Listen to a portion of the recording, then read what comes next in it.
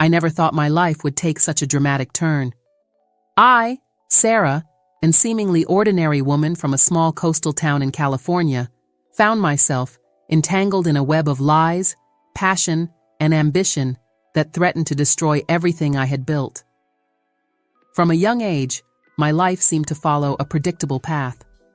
I fell in love with Mark, my high school sweetheart, and we married shortly after graduating from college. He was everything a girl could want: attentive, loving, and hardworking. We secured stable jobs, bought a cozy house near the beach, and set out to build a life together. The first few years were wonderful. We enjoyed sunset walks on the beach, romantic dinners, and weekends exploring the surrounding areas. However, as time passed, a sense of monotony began to take hold of me. The daily routine, though comfortable, started to feel suffocating. I longed for something more, a spark of excitement to rekindle my spirit. That's when Jason entered my life. I met him on a hot summer afternoon while strolling along the boardwalk tall. With piercing eyes and an air of mystery, Jason immediately caught my attention. He greeted me with a charming smile, and we struck up a casual conversation. He told me he was a foreign businessman who visited the town for business every 6 months. There was something about him that irresistibly attracted me. Perhaps it was his exotic accent, or the way his eyes sparkled when he talked about his travels around the world. Whatever it was, I felt an instant connection that I couldn't ignore. We parted that afternoon exchanging phone numbers, with the promise to see each other again. Little did I know that this chance encounter would mark the beginning of a clandestine relationship that would last for years. The following months passed normally, but my mind couldn't stop thinking about Jason. When he returned to town, I couldn't resist the temptation to contact him. We met at a discreet cafe on the outskirts of town, away from prying eyes. The chemistry between us was undeniable. We talked for hours, laughing and sharing anecdotes as if we had known each other all our lives. At the end of the evening, when our hands accidentally brushed, I felt an electric shock run through my body. I knew I was playing with fire, but I couldn't stop myself. That was the beginning of our passionate romance. Every 6 months when Jason visited the town, we met in secret. We rented a secluded cabin where we could give free rein to our passion without fear of being discovered. Those days were like an oasis in the desert of my daily routine, full of intense emotions and stolen moments. As time passed, my double life became second nature. I became an expert at lying, inventing excuses for my absences, and hiding my true feelings behind a mask of normalcy. Mark, always trusting and loving, never suspected anything. Despite the excitement Jason brought to my life, I couldn't help feeling a pang of guilt. Every time I looked into Mark's eyes, he was a good man who didn't deserve to be deceived. However, the attraction I felt for Jason was too strong to resist. Years passed, and our clandestine relationship continued to flourish in the shadows. Jason became my escape, my connection to a world beyond the limits of my small town. He told me fascinating stories of his travels around the world, of business deals closed in luxurious Parisian restaurants and exclusive parties in New York. Every time we parted, I felt as if a part of me was leaving with him. It was during one of our encounters when Jason let slip a comment that would change the course of our lives. He casually mentioned that he would soon have to make his true identity public for a new business project. Intrigued, I asked him what he meant. With an enigmatic smile, Jason revealed the truth. He wasn't a simple businessman as he had led me to believe all these years. In reality, he was an international celebrity, a famous actor and film producer who had kept his identity secret during his visits to our small town to escape the harassment of the paparazzi and enjoy some normalcy. The revelation left me stunned. Suddenly, all the pieces fit together. His mysterious air, his constant travels, the way he avoided public places when he was in town. I felt deceived and, at the same time, fascinated by this new facet of Jason. My mind began to spin with the possibilities this information opened up. Jason wasn't just a passionate lover, but also an immensely rich and famous man. I imagined what my life would be like if I could be with him openly. World travels, red carpet parties, a life of luxury and glamour that I had never dreamed possible. That's when an idea began to form in my head, a dangerous and selfish idea, but one I couldn't shake off. What if I got pregnant by Jason? A child of his would not only permanently link me to him, but would also guarantee me a part of his fortune. It could be my ticket out of this monotonous life, my chance to experience everything I had always yearned for. I knew I was playing with fire, that I was about to cross a line from which there would be no turning back, but the temptation was too great. In our next encounter, I stopped taking my birth control without telling Jason. The following weeks were an emotional roller coaster. I waited anxiously, secretly praying for my plan to work. When I finally saw the 2 pink lines on the pregnancy test, I felt a mixture of euphoria and terror. What I didn't expect was Mark's reaction.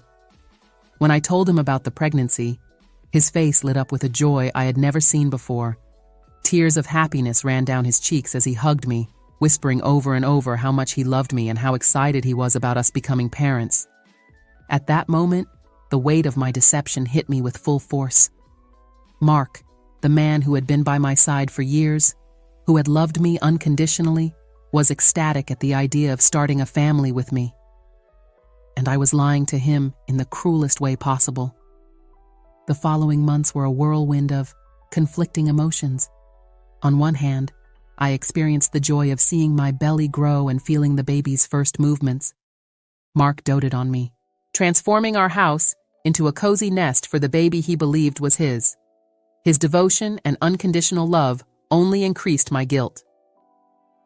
On the other hand, I was consumed by the anxiety of keeping my secret.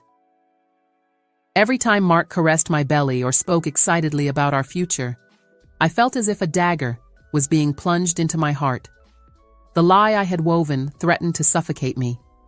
Jason, unaware of the truth, seemed surprised, but understanding when I told him about my pregnancy.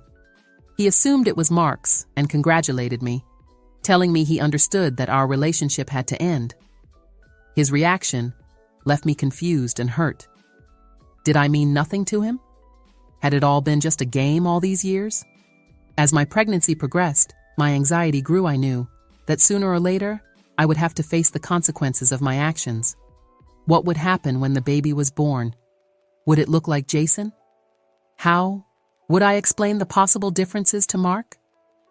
I tried to convince myself that I could keep the secret, that no one would suspect anything. But deep down, I knew I was building a house of cards that could collapse at any moment. The breaking point came one night when Mark and I were lying in bed. He had his hand on my belly, feeling the baby's kicks, when he suddenly looked into my eyes and said, "Sarah, you know what? I don't care if this baby looks like me or not.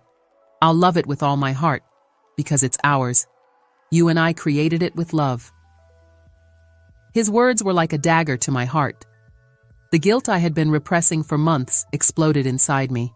I began to cry inconsolably, unable to contain the weight of my secret any longer. Between sobs, I told Mark everything I told him about Jason, our years-long affair, my selfish plan to get pregnant. I watched as the joy in his eyes transformed into pain, disbelief, and then a cold fury I had never seen in him before. Mark got up from the bed in silence, looked at me one last time with a mixture of disgust and sadness, and left the room. I heard the front door close with a dull thud, and I knew that my life as I knew, it was over. The following days were hell. Mark refused to talk to me, staying at a friend's house. My parents and friends, upon learning of the situation, looked at me with a mixture of disappointment and pity. I felt completely alone, trapped in a nightmare of my own making. Desperate, I tried to contact Jason. I needed to tell him the truth, confess that the baby was his, but my calls went straight to voicemail, and my messages went unanswered. It was then that I realized how naive I had been. Jason had never intended to build a life with me. I had been just a distraction, a game, for him during his visits to the town. As the due date approached, The reality of my situation hit me with full force. I was about to bring a child into the world, a child conceived in lies and deceit. What kind of mother would I be? How could I look into my child's eyes and not see the constant reminder of my mistakes? The day of delivery arrived in the midst of a fierce storm. Alone in the delivery room, without Mark by my side to hold my hand, I gave birth to a beautiful boy. When they placed him in my arms for the first time, I felt a wave of unconditional love that I had never experienced before. At that moment, I knew I would do anything to protect him and give him a good life. The following weeks were a whirlwind of emotions and difficult decisions. Mark, although hurt and angry, decided he wanted to be part of the baby's life. Not for me, he made clear, but because he felt it was the right thing to do. His nobility only increased my shame and regret. Jason, for his part, finally responded to my messages. When I told him the truth about the baby, his reaction was cold and calculating. He offered me financial support in exchange for my silence, making it clear that he didn't want any scandal that could affect his career. I realized that the man I thought I was in love with had never really existed. Faced with the consequences of my actions, I had to make difficult decisions. I decided to move to another city to start over. I couldn't continue, living in a place where every corner reminded me of my mistakes and where judgmental looks followed me everywhere. Mark and I reached a shared custody agreement. Although our relationship was irreparably damaged, we both wanted the best for our son. Yes, I decided to consider him our son, because Mark, despite everything, had proven to be more of a father than Jason would ever be. The following years were a difficult path of redemption and self-discovery.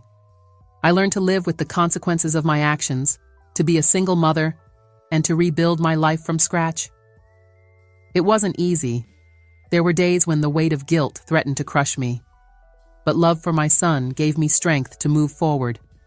Little by little, I began to heal. I found a job I was passionate about, made new friends, and most importantly, learned to love and forgive myself.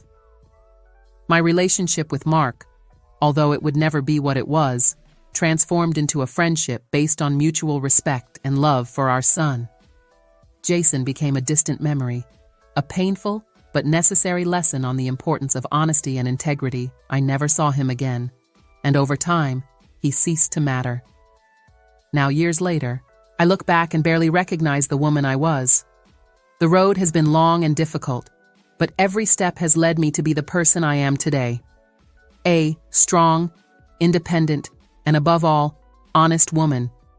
My son, oblivious to the dramas that surrounded his conception, grows up happy and loved. Someday, when he's old enough, I'll tell him the truth. It won't be an easy conversation, but I owe him the honesty that I denied others and myself for so long. This experience taught me that there are no shortcuts in life, that happiness built on lies is a house of cards destined to collapse. I learned that true love is not found in passionate adventures or dreams of wealth, but in constancy, honesty, and daily commitment. If I could talk to my past self, I would tell her that the life she longed for, full of excitement and glamour, is not worth the price of losing your integrity and hurting those who love you. I would tell her that the real adventure is in being true to yourself, in building relationships based on trust, and in finding beauty in the small things of everyday life. My story is a testimony that even from the biggest mistakes, valuable lessons and opportunities for growth can arise. Every day, when I look into my son's eyes, I see not only the reminder of my past mistakes, but also the promise of a better future, a future built on the foundation of honesty and true love. The life I lead now may not be as glamorous as the one I once dreamed of with Jason, but it is authentic and fulfilling in a way I never imagined possible. I have learned to find joy in simple things. My son's laughter, a cup of coffee shared with a friend, the achievement of personal goals that once seemed unattainable. My relationship with Mark has evolved over time. Although the romantic love we once shared has faded, we have forged a friendship based on mutual respect and a shared commitment to raising our son. Seeing Mark interact with our little one, teaching him with patience and love, constantly reminds me of the nobility of his character and the magnitude of my mistake in betraying him. Jason, for his part, became an increasingly distant figure in my life. Over the years, his fame grew, and I occasionally saw him on magazine covers or in movie advertisements. Whenever this happened, I felt a mixture of emotions, a glimpse of the attraction I once felt, quickly followed by shame and regret. Over time, I learned to see those images as reminders of how far I had come and how much I had grown since those days of deception and self-deception. As my son grew, he began to ask questions about his father. These questions always filled me with anxiety, but I had promised myself never to live in lies again. With the help of a therapist, Mark and I developed a strategy to talk to our son about his origin in an age-appropriate way. We explained that, although Mark was not his biological father, he was his dad in all the ways that mattered. We assured him that he was unconditionally loved and that the circumstances of his birth did not define who he was as a person. As the years passed, my career also flourished.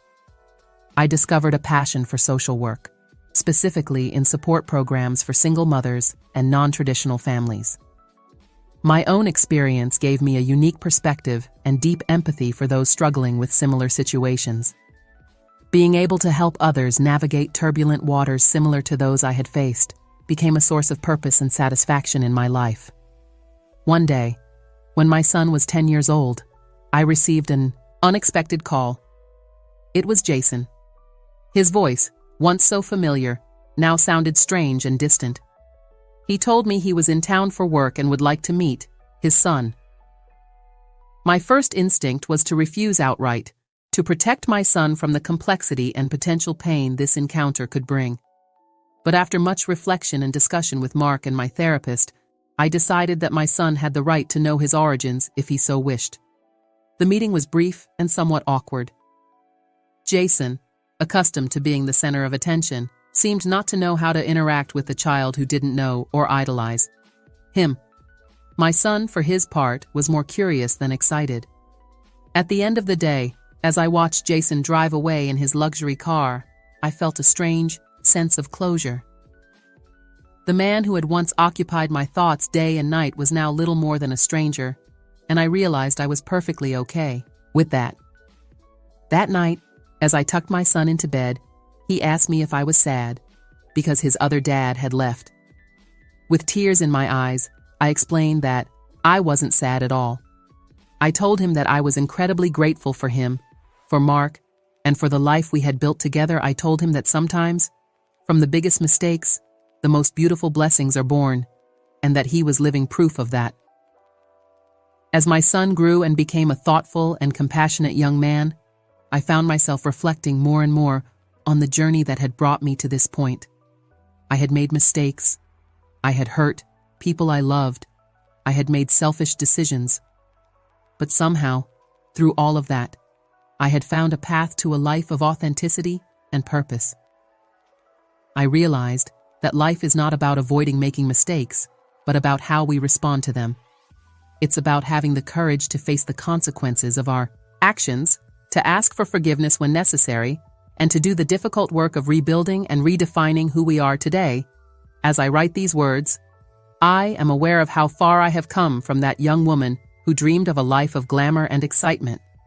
I have learned that true excitement doesn't come from clandestine adventures or dreams of wealth, but from living an authentic life, nurturing meaningful relationships, and contributing positively to the world around us. My story is one of betrayal, yes, but it is also a story of redemption, growth, and unconditional love. It is a reminder that our past decisions don't have to define us forever, that there is always an opportunity for change and growth. Sometimes, when I look at my son, I see flashes of Jason in his smile or in the way he tilts his head when he's thinking deeply. But mostly, I see a wonderful young man who is completely his own person, shaped by the love and values that Mark and I have tried to instill in him. And when I look at my reflection in the mirror, I no longer see the woman who was once willing to risk everything for a superficial dream. I see someone who has learned the value of honesty, the importance of forgiveness, both for others and for oneself, and the beauty of a life lived with integrity. My journey is far from over. Each day brings new challenges and opportunities to grow. But now I face them with a strength and clarity that can only come from having confronted the worst in oneself and chosen to be better. If there's one lesson I hope others can learn from my story, it's this. No matter how dark the path may seem, there is always an opportunity for redemption and rebirth. True love, true happiness, are not found in fantasies or deceptions, but in the courage to be authentic and in the willingness to do the hard work necessary to build a life you can be proud of. And so, as I close this chapter of my life, I find myself looking towards the future with hope and anticipation. I don't know what fate has in store for me, but I know I will face whatever comes with honesty, courage, and an open heart. Because in the end, that's the only way to live a truly full and meaningful life.